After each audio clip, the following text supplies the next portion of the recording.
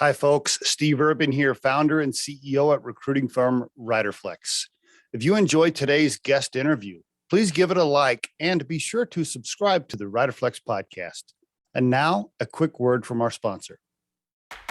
Try the #1 marketing platform for small business. Everything you need from design to marketing to CRM. Learn more at marketing360.com. Marketing 360. Fuel your brand. Josh, so you're in Indiana. What part? Bloomington or whereabouts?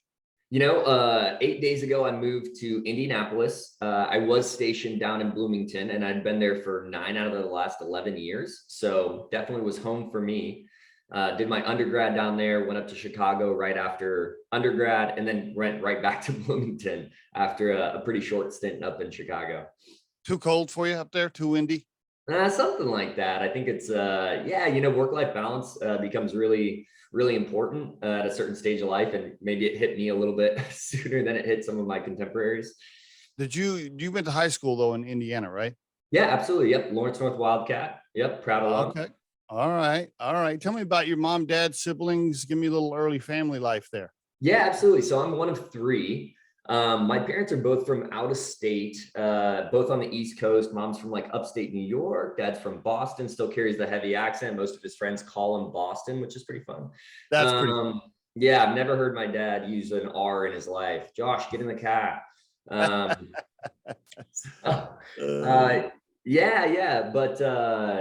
So we grew up in the Indianapolis area, kind of started off in Fishers, moved our way over to Lawrence. Parents split when I was about 13. Oh, that's a tough age for a split right there. Yeah, it was a little rough. It was a little rough for sure. But yeah, I got pretty lucky that through sports found a really good, kind of conglomeration of people that really helped support and raise. My mom was pretty tremendous in that as well.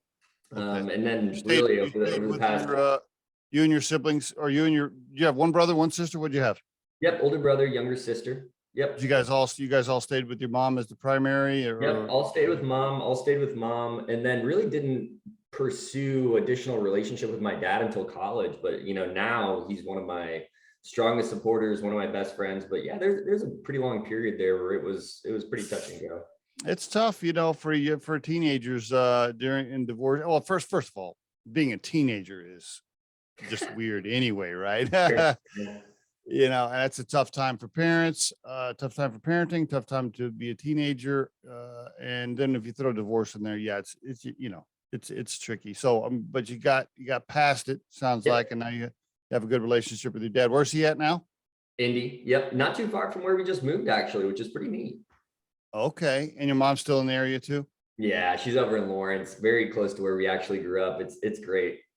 Either one of them remarry? Both. Remarry? Okay. Yeah. Okay.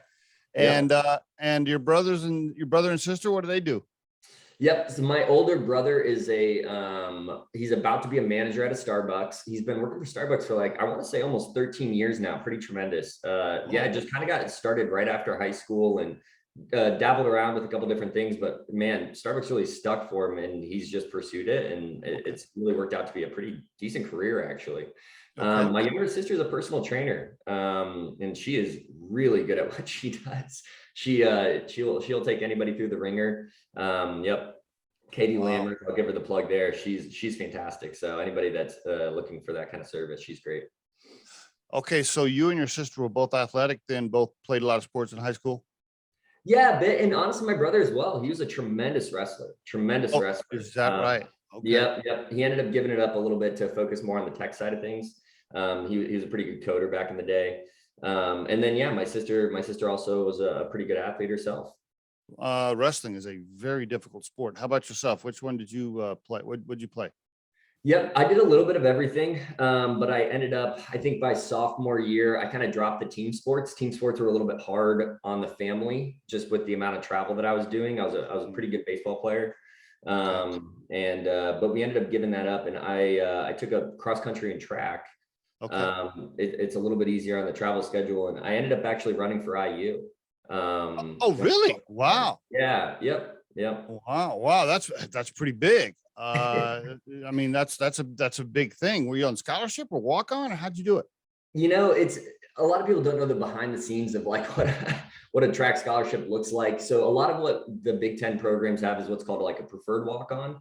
So, the men's athletic program, if I'm not mistaken anyway, still has probably 12.6 athletic scholarships somewhere between 50 and 60 people between like a cross country, indoor and outdoor track.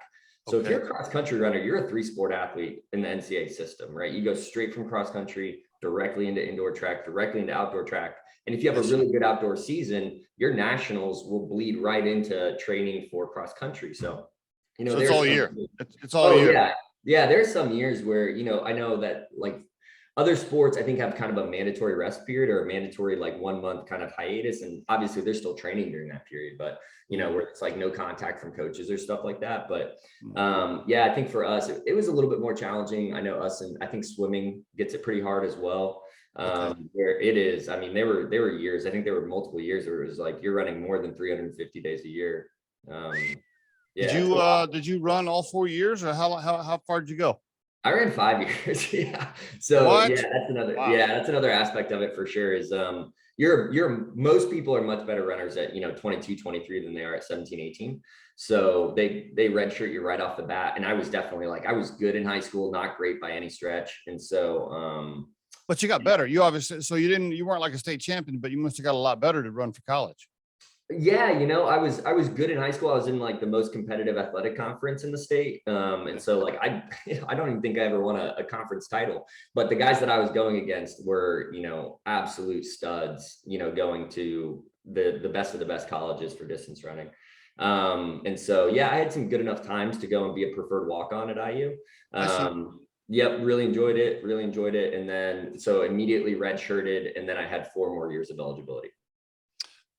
The reason I'm kind of going down this path is because I honestly believe as a recruiter, as a professional recruiter, that's our day job, right? Besides the Riderflex podcast. And I just know from experience, and I'm 55 and I've hired thousands of people, right? So if we're interviewing a candidate that played Division 1, 2, or 3, I don't care what division, if they played division college athletics, there's something about those people. They are driven. They're driven. They're competitive.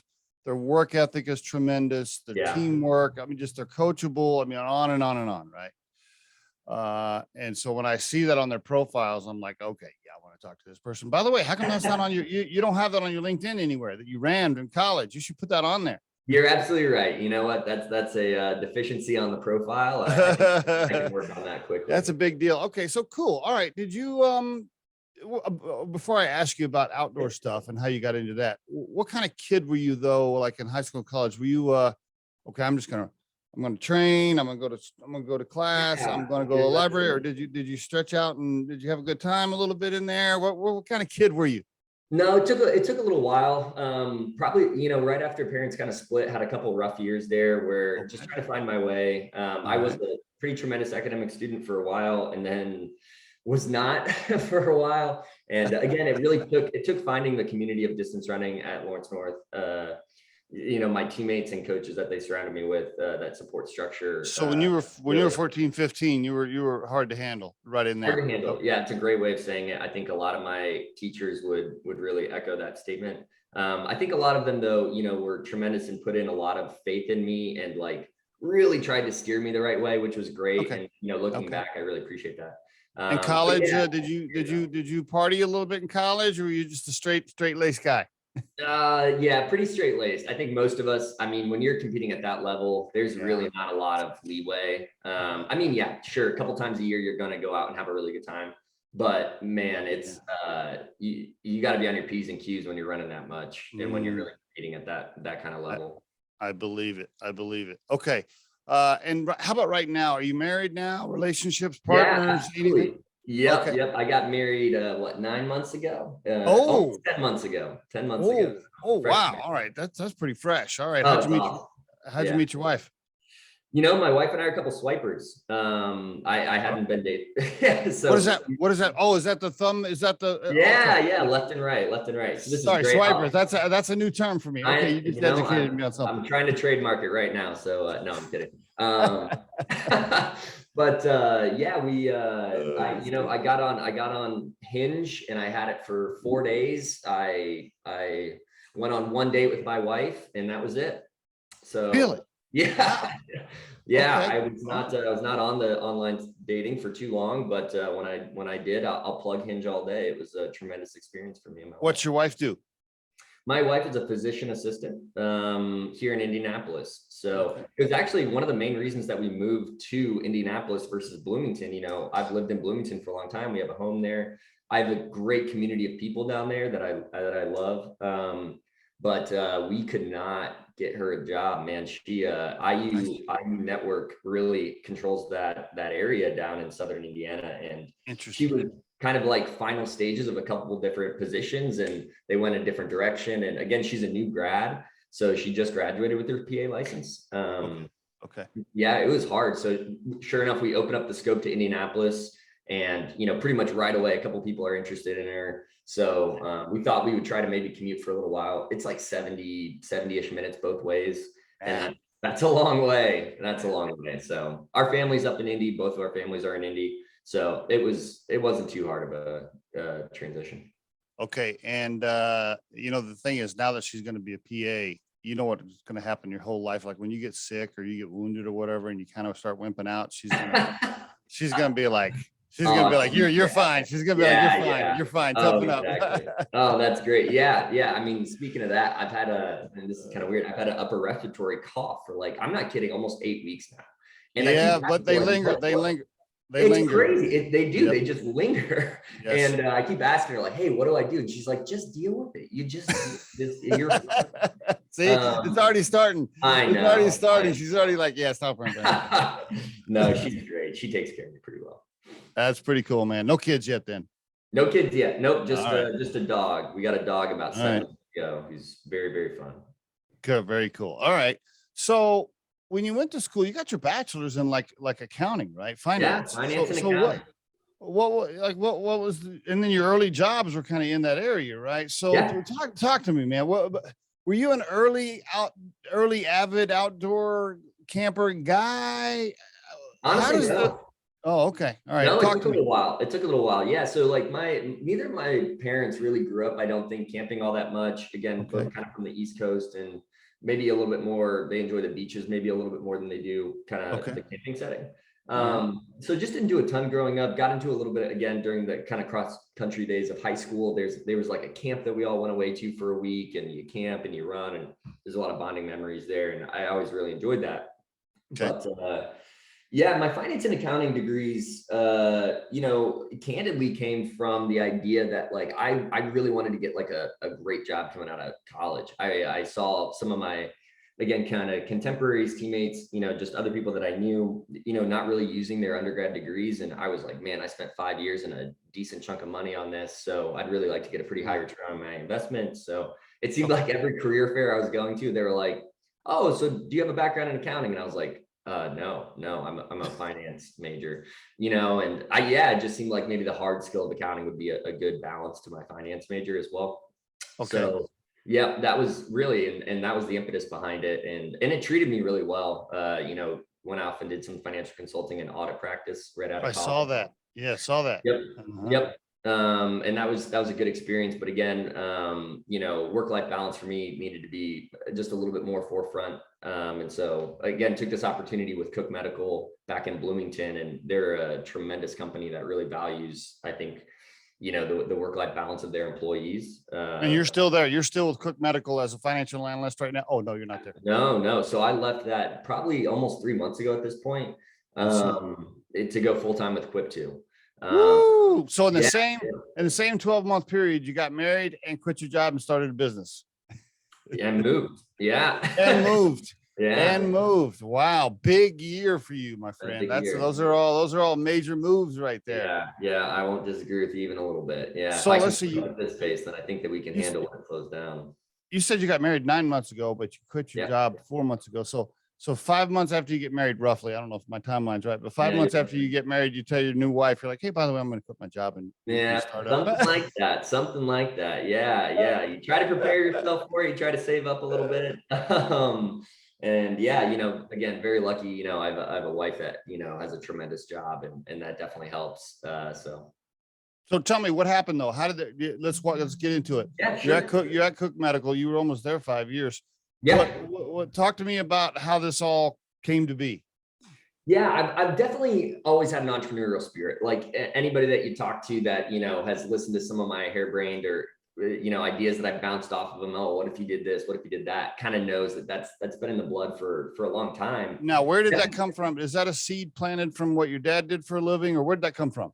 Yeah, that's a good question. I don't know. I don't know if I could pinpoint it. Dad and I have always had really, really good business conversations. He was a pretty high profile businessman for a period of his life. And so I think he's always tried to get me to think that way. Okay. Anyway, all right. So you got that spirit. You've always had the little spirit, always, the bug. always. I call it the bug. You've had the bug. Yeah, always had the bug. Always had the bug. Never had a good enough idea where I'm like, hey, I'm going to take a shot. I'm really going to take a stab at it. So this is fun. The beginning of 2021, one of my wife's best friends, her husband and I really hit it off. We're just chatting all the time, and he starts telling me about like the summer of 2021, he's going to do what's called the GDMBR, the Great Divide Mountain Bike Route / race, depends on how you want to look at it. It's the longest gravel route in the world. It's 2,650-ish miles. And it goes from Banff, Canada, all the way down to the border of Mexico. Really? What? I don't know. Okay. I didn't know about this. All right. Interesting. Yeah, it's tremendous. Usually somewhere between like 250 and 350 participants. And it is, I want to say kind of like it starts the beginning of June. But he was talking about this in like this experience that he's about to go have and do as much of it as he can. And I started inserting myself kind of into the conversation of like, oh, when we go do that. And, sure enough, a couple of weeks later, I buy a ticket to Montana. Right. And I'm like, well, I can't do the whole thing, but I can take a week off of work and do Montana with you. Okay. And so sure enough, I buy a ticket. And then like a week later, he reaches out and was like, hey, so what bike are you riding? And it hit me and I was like, oh my gosh, yeah, no, I have a road bike. Like I don't have a mountain bike or gravel bike that can handle this, right? Yeah. So, I call a different couple of shops in Montana, see if anybody can facilitate this. And there's nothing. There's nothing that's working for me. Unless you buy one. Right. And so then I looked into buying, right? And I'm looking at like pretty low to medium grade stuff. And it's that plus the bags. I was almost at $2,000 between the bike and the bags and kind of the equipment necessary. And I was just like, that is so much just to dabble with this for a week. I don't think I could stretch that. So, my buddy was like, hey, well, you can use my old bike. I just built I built a brand new bike just for this route, but you can use my old bike if you want. Sure enough, my buddy's, 6'3", 6'4". The bike's a little bit too big for me, but whatever. We decided to break them down into boxes, put the gear all in the boxes, ship these boxes 1,800 miles away to Kalispell, Montana. They get lost for 5 or 6 hours. We end up putting them together once we get them in our Uber driver's backyard, because he was like, well, I don't want you guys just to make them, like put them together on the side of the road. Really nice guy. Wow, that's interesting. Yep. And then we ride for 350 miles, have the most incredible week, just the best outdoor adventure of my life. Now, is this staying at hotels or camping on the side of the road in tents, or what? How are you? Oh, yeah, you camp. Yeah, you carry everything with you. You carry everything with you. That's part of the Tour Divide is you really can't have too much support. There are awesome people that let you stay on their property, or they have like little stations, trail vehicles where they have water, food. I see. That are a popsicle here and there, which is great. Cool. But cool. Yeah. So great experience, unbelievable experience, and then again, we have to break our bikes down, ship them back. And it was cumbersome. It was expensive. Logistically, it was kind of a nightmare. And I got back and I was like, man, people are not going to be able to do this because like logistically, they can't reconcile it. Like they can't make it work. And so I kind of ruminated with that for a while. And at the same time, I'm a host with Airbnb and down in Bloomington.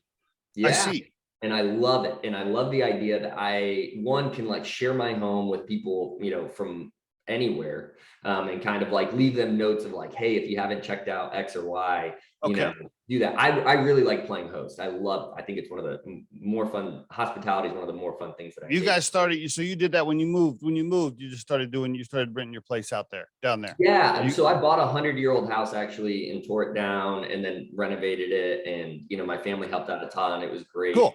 All right. But All yeah, right. really close to the IU stadium. So it really works out for football games and All right. stuff like that. So yep, we rent it out. And again, it's the idea that I'm taking this asset that I own and turning it into a revenue generating asset. That's huge, right? So I started looking around and right, like you're seeing this in other areas. This peer-to-peer market's proliferating. It's in cars with Turo, it's in RVs with Outdoorsy, it's in like your backyard with Hip Camp where people can just come in your yard, right? Yeah, I've seen that. Yep. Right. And so I was just obsessed with this idea of like, what is that next frontier? And, after my Montana experience, really it hit me. I think it's outdoor gear.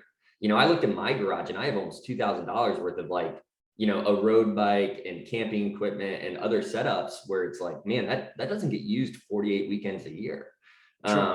So, what if I could make 50, 60 bucks a weekend? Would I do that? Yeah, for me, I would any day of the week. Not everybody would, but for me, that's an easy win. And so, right. So the night before I married Sophie, my wife, I pitched this idea to my co-founder now, John Laughlin, who's Sophie's oldest brother. So he's my brother-in-law, and our one employee, Ben Kirby. And we were sitting there and I was like, I kind of pitched this idea, like, what if you could rent out Is this at the bachelor party? You're pitching this at your bachelor party? Oh, no, just the night before the marriage. Okay. Yeah. So, I guess after the rehearsal dinner. Okay. All right. Yeah. And man, I just saw their eyes kind of light up and they got so excited and they just started spitballing. They were like, hey, this could, X, Y, Z. I go off on my honeymoon. I take my laptop, I scribble notes, I'm starting to do some research.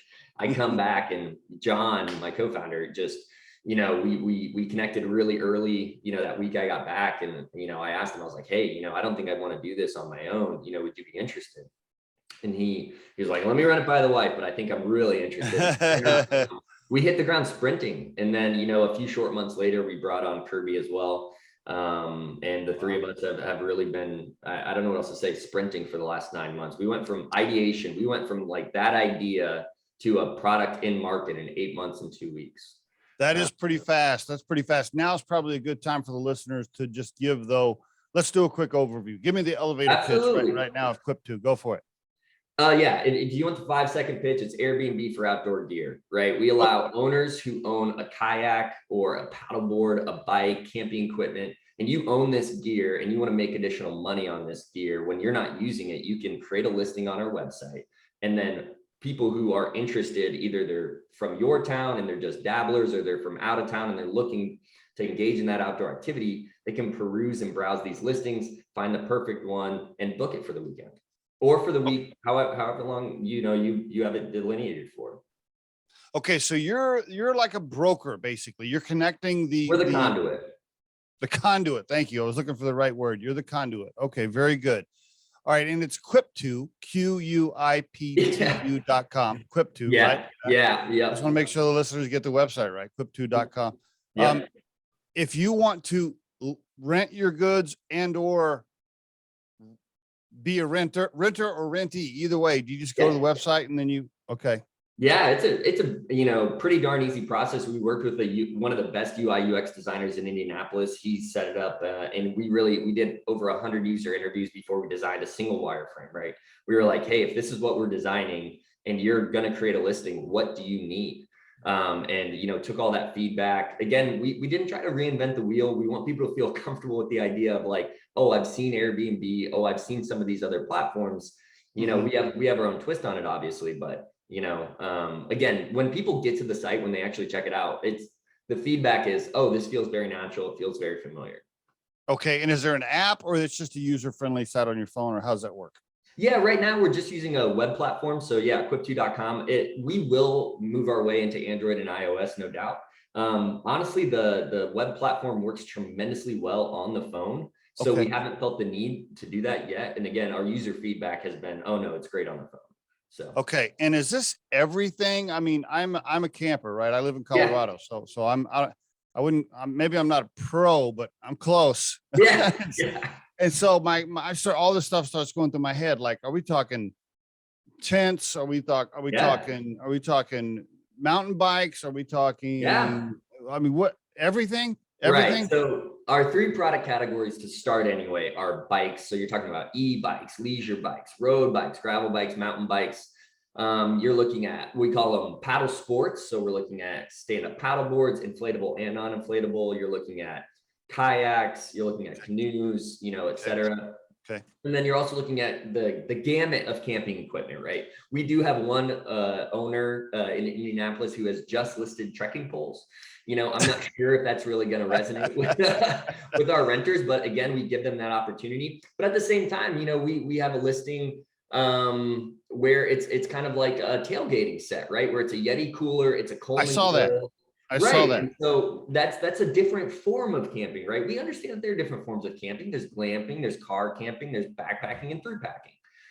Those are probably your four most typical anyway. And we have sets kind of designed for all of that. Interesting. I saw the Yeti thing. I mentioned that to my wife because I was talking to her yesterday. She knew I was going to be interviewing you. And here, this is the reaction. This was the conversation. I told her, I said, well, who's going to rent like a Yeti cooler? Wouldn't you just go buy one? And her reaction was totally opposite. She's like, well, she's like, well, Yeti coolers are expensive. If you just wanted it for the weekend, you could just rent it. And that's pretty handy. And I thought, well, yeah, I guess I had never really thought of that, but yeah, maybe. Yeah. So again, I mean, and for me in particular, right, if it's Bloomington, Indiana, and you have, 5, 10, 30,000 people potentially coming from out of town. And again, they don't want to travel with all of that additional gear, but they're going to go tailgate with their friends. Yeah, they don't want maybe to transport their own $300, $400 Yeti cooler plus $100 Coleman grill. We actually have this weird phenomenon that's happened in Bloomington where, and apparently it happens at other tailgating, heavy tailgating colleges as well, where people go and they will buy out Coleman grills at a Dick's Sporting Goods and then not even transport them back.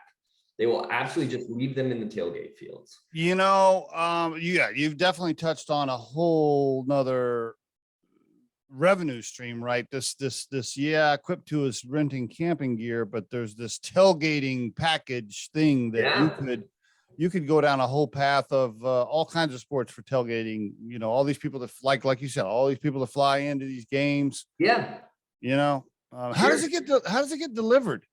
Yeah, great question. Yeah. So we try to be pretty dynamic with this. And we used, again, kind of some of our contemporaries here with Turo and Outdoorsy are two that we think did a tremendous job with their ability to deliver, right? Okay. So there, as an owner, you can delineate, hey, this is your pickup location. We suggest to our owners have a pickup location that's public as well.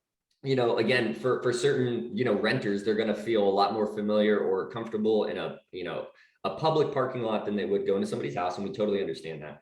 And again, that's not always going to be feasible. Certain owners are just going to be like, hey, actually, I'm not going to be able to transport this. It's here.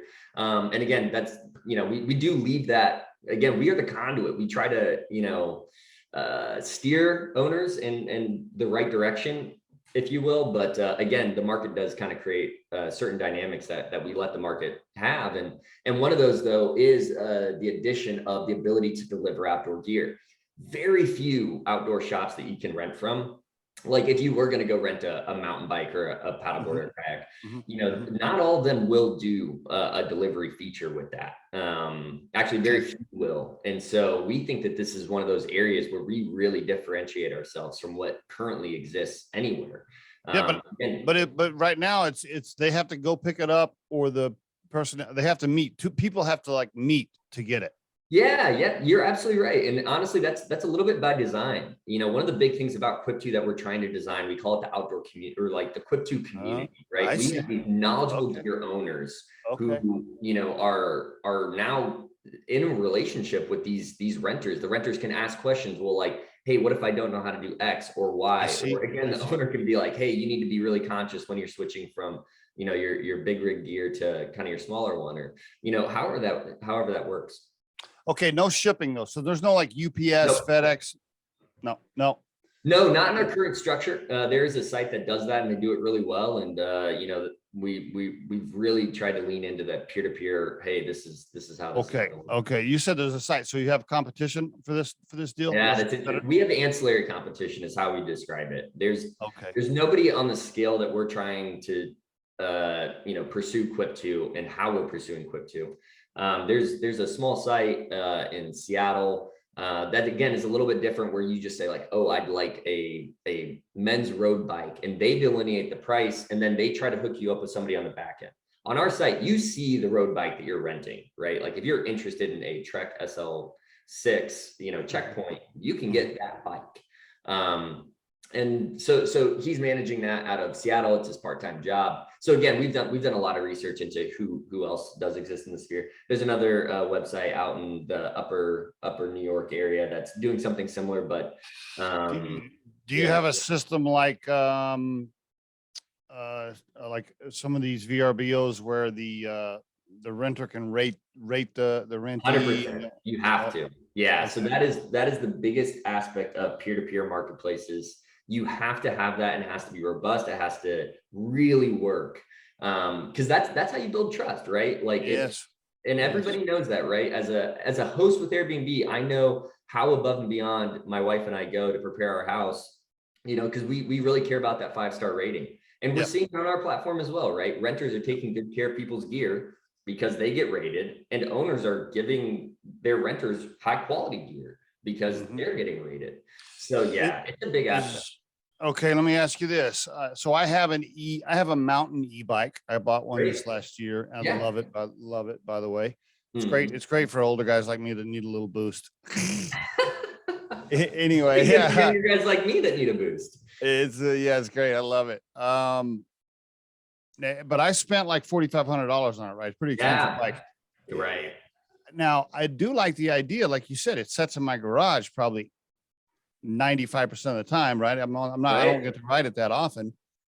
And I thought, well, okay, yeah, I could rent this thing, get my money back on it. But what about, is there insurance? Is there a deposit? Like how am I protected? Yeah, great question. Again, that's probably our most asked question. So as an owner, if something happens to your gear beyond what we call normal wear and tear, Quiptu will compensate you fair market value plus 10%. Really? Yeah. We want to take care of our owners. If you're an owner and you don't feel confident that you're gonna, get your gear back in good condition, or if something that happens, you're gonna be SOL, you're not gonna list your gear. You're just not. And so, that's how we set ourselves up. And again, just the way that works on the renter side is 10% of your transaction is going to go towards a maintenance fee, right? So if I rented a paddle board in, let's say I wanted to go to Geist Reservoir and I'm renting somebody's paddle board and it's a $30 transaction for the day, right? I will be charged $3 for maintenance fee. And again, that kind of builds up that insurance or warranty piece. Really, it's not insurance, but it builds up that maintenance cost that then would go back to an owner, when something, awry happens. Okay. Is that the business model, by the way? You taking 10% of each thing that's rented, or are you also charging a fee for signups? How do you make money? Walk me through the model. How do we, just transaction based, very similar to what you're going to see. We are quite a bit lower than what you're going to see in some of our competitors, right? So I think, the RV share and outdoorsy model is 20% on each side. We're 10% and 8%. On each side, or just one side? 10% on the. Or how does it work? Yeah, sorry. Yeah. So the on the owner side, it's a 10% fee, and then on the renter side, it's an 8% fee. But again, the renter does end up paying that maintenance fee, which is different from what the actual service fee is. Okay, I'm trying to understand. So you're making 18. So the company, you're making 18% on each transaction. Yep, you got it. Okay, great. All right, very good. And that covers your overhead, the website, the employees, the insurance. It's not really insurance, but the money you're having to bank. Exactly. You got it. Yep, you nailed it. And one of the benefits of a model that we have, we've had a lot of people reach out and they're like, well, why wouldn't you just own the inventory? Doesn't that, make more sense? And again, there are other companies that do that. I wouldn't want to. No, I would own the inventory. Right. Why would you want to? No. Yeah, no part of us wants any part of that. No, are you crazy? Our overhead is pretty low, right? We have some salary expense, we have marketing expense, and we have some maintenance expense, but we can operate on a pretty low exactly. Budget. The best part about your model is that you don't have the inventory to deal with. That's the part I love. I think so too. I mean, I wonder if is there any chance that, I'm sure you've thought of this, is there any chance you could be a rental conduit for wholesale companies or retail companies that have you touched that? Yeah. Oh, absolutely. Yeah. I mean, it's somewhere There's so many things that we think about, and then we just kind of realize, oh, we're 9 months in. We've been incorporated for 4.5 months. Yeah. Our site's been live for like 48 days, and that's just something that we need to be really aware of. Like Okay. we went live June 1. Yeah, you got to be So careful. You got to be careful not to spin off into too many different directions, especially at first. You could get crazy. exactly. So right. So we only have 3 product categories. We're only in 2 states, and we do that by design, right? Could we take this nationwide right now? Absolutely. Do we want people though going to Grand Rapids, Michigan, searching for stuff and then seeing, oh, there's nothing here? We don't want that, right? We're designing and targeting ourselves to open up our shop or open up our ability for rentals in these dynamic atomic networks that we've already set up, so that the renter is getting a really good experience when they go search, oh, what's in Fort Collins, Colorado? Oh, Well, so that brings me to my next question. I checked it for Boulder, right? I checked some stuff for Boulder, and I didn't really see a bunch of inventory. So then I was thinking, okay, well, their number one challenge right now is just getting more inventory. When I say inventory, getting more people to put their stuff up. The supply side, right? Supply side. Thank you. And then my head was like, well, if he had a relationship with a outdoor wholesaler, then that would immediately bump his supply up. So I don't know. No, a couple things there. So we did target 4 initial places in Colorado that we wanted to launch in, and 4 initial places in Indiana. Got really good traction in half of those. And then in the other half, we've kind of switched over to this model of brand ambassadors. And I think we're announcing our first or second one today.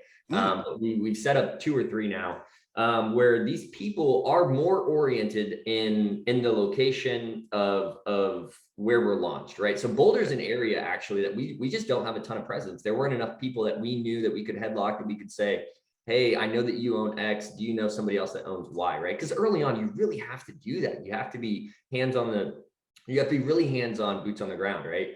And so this brand ambassador program is really helping out with that actually quite a bit. Like Colorado Springs was an area where we were really struggling to gain some traction, and we set up a brand ambassador program down there, and we have 6 paddle boards within a week. Is brand ambassador mean like, hey, if I tell a friend and they put their stuff on there, then I get a little cut of that? Is that what you mean? Absolutely, it does. Yep. Okay. Yep. Like a referral program of some a little bit of a referral program, right? Yep, you got it. Is the brand ambassador? Do you talk about the brand ambassador thing on the website? Is that on here? No. Again, we're going live with that. I think we're posting about it for the first time today. I see. So yeah, it's actually not something that we just like invite people to apply for. We reach out and we target specific people within that community, and we say, hey. Yeah, but how do you get those people? How do you get those names? That's a little bit of the tricky part, isn't it? Yeah, it takes a little bit of research. It takes a little bit about the people that we do have in our network, finding out where are the main places that are going to have an amalgamation of these people, right? So we're finding, to ourselves anyway, outdoor shops are partnership potentials, right? So I'll tie this back in a second, because it's part of the second part of the question that you just asked. Okay. So we do have relationships now with, I think, 3 or 4 different bike shops, right? In the Indy area, where it's, hey, they understand that we're going to be lead generation for them, right? Our marketing dollars are going towards people seeing their rentals. Those rentals then potentially can turn into sales. Bingo. Yes. Bingo. Right. Yes. Obviously. Yes, absolutely. Yep. And most shops get that. I think we've had 1 or 2 who see us as direct competition, and they No. Yeah, right. We have to understand that, and we will never push them too hard. It is leads. It's like, bro, I'm giving you leads. I'm letting them test your bike. They're probably going to buy it after this. What you talking about? Yeah, all of my marketing dollars are going to get eyes on your product. That's it. That's it. So yes. Yeah. So again, most shops are seeing that, and we're starting to get some pretty good traction there, which is nice. But what's interesting is at some of these outdoor shops, right? The people who work there, they do have gear, they are outdoors people, and they can start acting as brand ambassadors. So that's actually been a tactic of ours, without revealing the curtain too much, of identifying some people that work at some of these shops. These are the kind of people that have a couple camping sets, and we'll work with them. You have 4 other coworkers that you could get who do have a paddleboard and a canoe. Oh, you have a mountain bike. Does somebody have a gravel bike? And that's how some of the conversations have flowed. Very good. Okay. Have you bootstrapped this thing? You and your two buddies? Yeah. Yeah. Yeah. No, we did start taking investment a few months ago, and that's gone really well. You We mean, just, like, are you talking like angel money from friends and family, or what do you mean? yeah, yep. So we're considering it a pre-seed round. We start off with literally just friends and family. Got enough traction within the Bloomington and Indy area that some angels started reaching out. Really? So yeah, yep. We were really excited by that. A couple good partnerships. Did you build your first pitch deck? Or did you Oh like have yeah. Oh, for sure. did you have like a whole presentation? Oh yeah. Yep. Yeah. Yeah. There's been a lot of that. There's been a lot of that. Great. How much money have you raised? We raised 305,000. Very good. And your post revenue, you do have revenue. It's like it is up and running, right? Well, yeah. I mean, depends on who you ask as to how you define revenue. I probably would define it as we're still in the red. Oh, I'm sure you're burning. I'm sure you're burning cash, but I mean, there are transactions being made. Steven, yeah, absolutely. There are transactions being made. It is a small number because we have really focused the past 6 weeks on the supply side, right? There's a chicken and egg model that happens when you have a marketplace. Everybody knows that. Yeah. Marketplaces are very, very challenging. Everybody knows. You're gonna burn through that 300. You're gonna burn through that 300K pretty fast. You better raise some more cash. So are you in the middle of do you have a pit? Are you in the middle of a raise? Okay. Yeah, we are, but it's not a huge raise. We kind of have a floor of 400. That's our goal. 400 takes us through next summer. Is that because you're trying to maintain control as long as you can and not take on any big cash, or why is the number?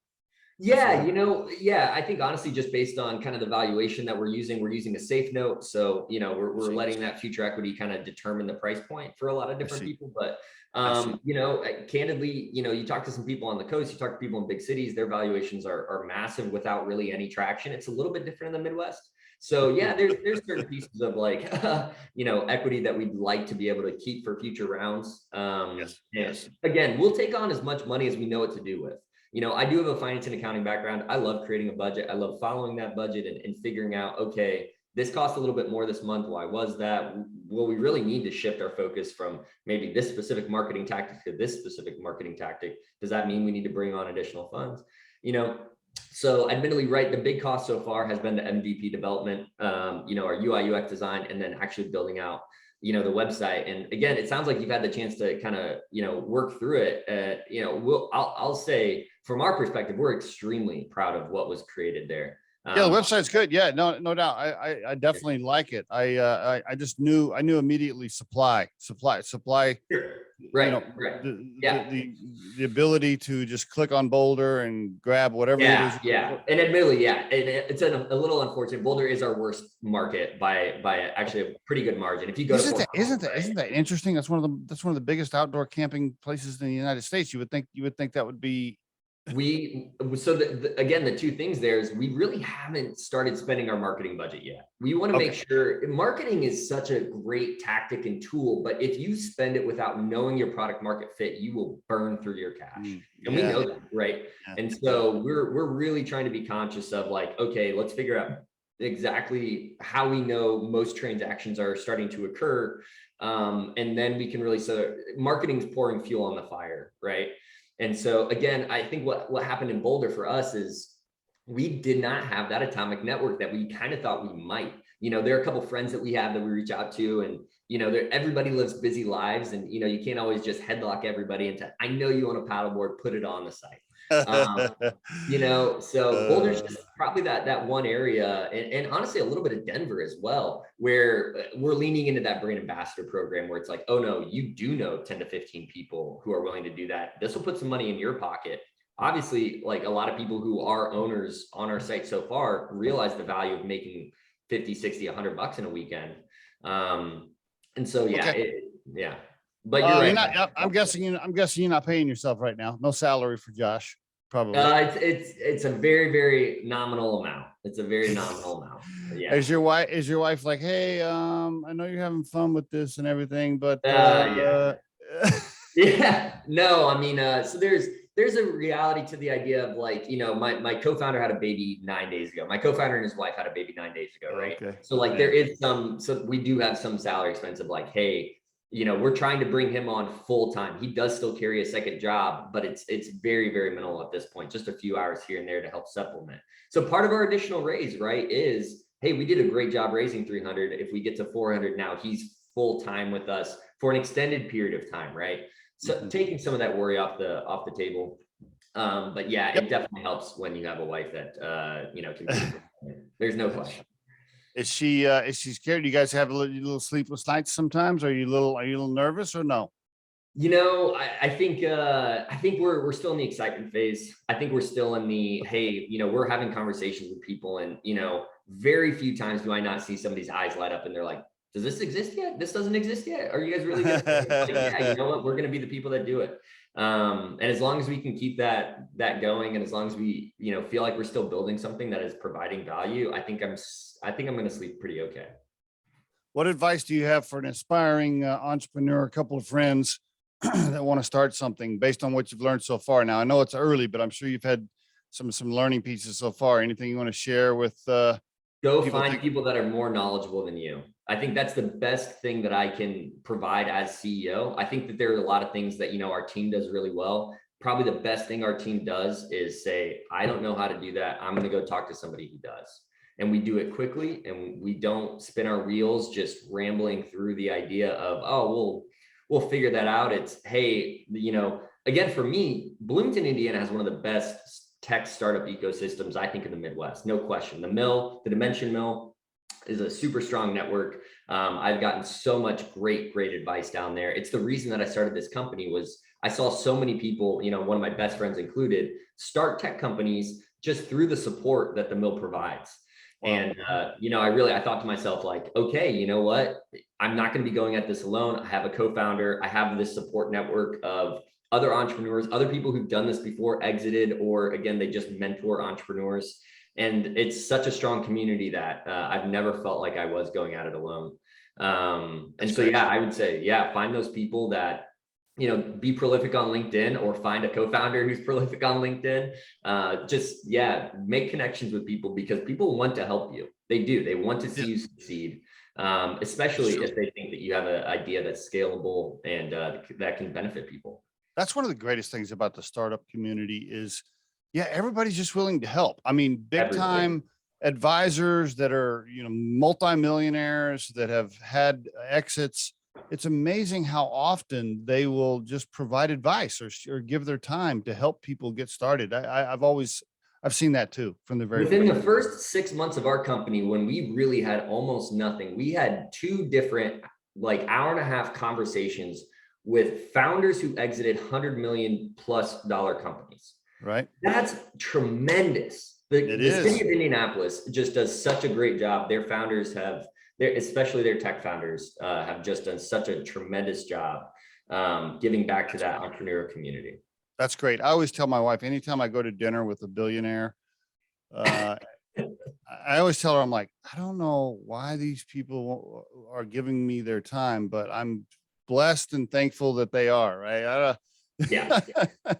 So it's good. Okay, very good. Well, congratulations on everything you have built so far at Quiptu. Yeah, really appreciate it. I love the idea. I love the idea. I think I'm sure, when you're starting a business, everybody wants to give you advice. Everybody wants to give you advice, right? Everybody wants to say, you should do this. You should do this. You should do this. And you got to be careful with those too, because then it could spin you off into too many different directions. Sure. The part you mentioned though, about the human connection.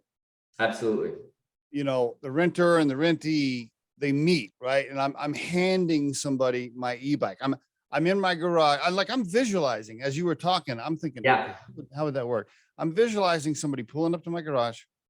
I open the door, they come in, we're standing in my garage. I'm showing them my e-bike. I'm helping them load it. I think there is a social media piece around that could really take off, right? Like if you could get people like, the camera shot, the video, like, hey, here's Bobby. I met Bobby. Bobby's taking my bike, and then they're sharing all that on your social media. I think that could be really powerful. Yeah, I think so too. And I think, the people who are now able to engage in an adventure, and something that we really just haven't talked enough about, and I'll plug it here. our mission with Quiptu is increasing accessibility to the great outdoors. That's The reason that we got involved in this is there are 3 big barriers to the outdoors that we think that we help alleviate. The first, cost, right? Outdoor equipment is really expensive. Yes. If you're just a dabbler or you just want to try something maybe before you buy it, there aren't always great options for you. Secondly, storage. So many people live in areas that don't have detached garages, or like, where do you put a kayak? For some people, the area for a mountain bike. Again, for those people, they don't own the gear and they just don't engage with that activity. And then lastly, and you heard it through Montana, my Montana story is transportation. Anytime that you're trying to transport outdoor gear, like literally outside of your backyard, it can be really hard. Like transporting a bike, you either need to take the wheels off or you need to have a rack. And by the way, for an e-bike, you got to have a special rack. The special rack. Exactly. Yeah. So you're nailing it. So yeah, there's some barriers to entry to the great outdoors that we really see ourselves helping to alleviate, right? We're an extremely green company. We're encouraging people to reuse, or, hey, you're only going to use that a couple times a year. Don't go buy that, Love it. So those are some of the things that, we really see ourselves kind of, walking into and helping provide for people. Cool. Yeah. Those are some big passions for us. I'm a fan. I like it, man. I like what you're doing. Yeah. We're out of time here, Josh. I want to ask you one last question. So if you had to define your core purpose in life right now, what is that? What does that sound like? Are you asking just Josh Roche, or are you asking Josh Roche, founder of Quiptu? I'm asking Josh Roche. Yeah, just Josh. Yeah, I think the mission right now for me is to engage with people in a way where they feel seen, represented, loved, and heard. And I think my wife and I spend a lot of time like thinking about those ways, and not to be too altruistic with that, but like truly, like, how do you leave an interaction with somebody and they're kind of smiling to themselves afterwards, like, oh, that's a pretty good interaction. And it's I'm going to fail more times than I'm going to succeed. But when I know that I'm putting my head on the pillow and I can think back on a couple interactions where I'm pretty sure that they had a smile afterward, you know what, I'm going to rest easy that night. Josh, thank you for sharing that. And thank you for being a guest on the Riderflex podcast. I really appreciate it. Absolutely. Thanks so much, Steve.